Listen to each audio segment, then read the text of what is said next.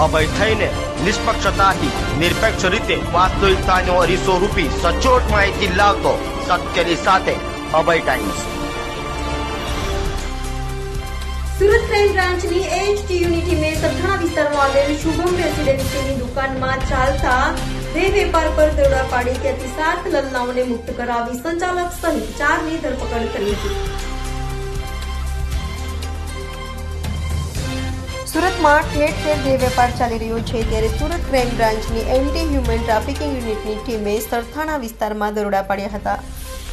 સરથાણા ખાતે આવેલ સાવલિયા સર્કલ પાસે શુભમ રેસિડેન્સીના પહેલા માળે આવેલી દુકાનમાં દરોડા પાડી ત્યાંથી દેહ વેપાર ઝડપી પાડી ત્યાંથી 7 લલનાઓને મુક્ત કરાવી હતી તો સંચાલક બિસ્વારૂપ બારુંદે તથા ગ્રાહકો રોહિત પરસોત્તમ પટેલ, માનવ વિજય પાંડવ અને વિશાલ રમેશ ટાંકને ઝડપી પાડ્યા હતા।